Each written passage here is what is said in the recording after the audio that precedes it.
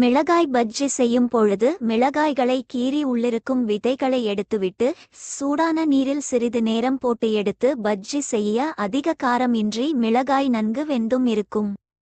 எந்த கலந்த சாதம் செய்வதாக இருந்தாலும் காரத்திற்கு பச்சை மிளகாய் 2, ஒரு துண்டு இஞ்சி 2ஐயும் துருவி சேர்த்து கடைசியாக ஒரு மூடி எலுமிச்சம் பழச்சாறு கலந்துவிட மணமும் ருசியும் கூடும். பச்சை மிளகாய் துண்டுகள் வாயில் படாததால் குழந்தைகளும் விரும்பி சாப்பிடுவார்கள். டீ போடும்போது எலுமிச்சம் பழத்தோல் அல்லது ஆரஞ்சு பழத்தின் தோலை சிறிதளவு சீவி போட்டு தயாரிக்க ருசியும் மணமும் கூடும்.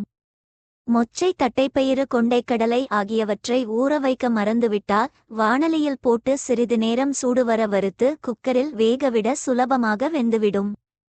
குருமா செய்யும்பொழுது மற்ற மசாலா பொருட்களுடன் தக்காளி 2, முந்திரிப்பருப்பு 6, 7 சேர்த்து அரைத்து கலக்க சுவையான ருசியில் குருமா தயார்.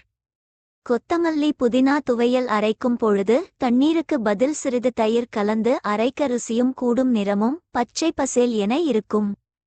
வாழைக்காய் பொடிமாசுக்கு கடுகு, உளுத்தம் பருப்பு, கறிவேப்பிலை, பொடியாக நறுக்கிய 2 பச்சை மிளகாய் சேர்த்து தேங்காய் எண்ணெயில் தாளித்து கடைசியாக ஒரு மூடி எலுமிச்சம் பழம் பிழிய இதனை விரும்பாதவர்களே இருக்க முடியாது.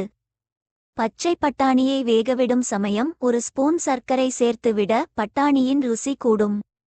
இடியாப்பத்திற்கு மாவு பிசையும் பொழுது அதில் 2 ஸ்பூன் நெய் அல்லது தேங்காய் எண்ணெய் விட்டு பிசைந்து செய்ய மணமாக இருக்கும்.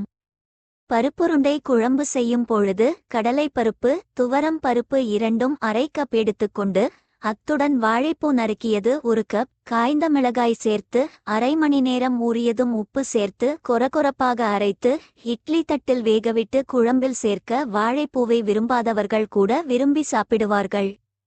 வாழைத்தண்டு, வாழைப்பூ, கத்தரிக்காய் போன்றவற்றை நறுக்கியதும் நீரில் போட்டு ஒரு கரண்டி மோர் விட்டு வைத்துவிட கருக்காத நிறம் மாறாமல் அப்படியே இருக்கும்.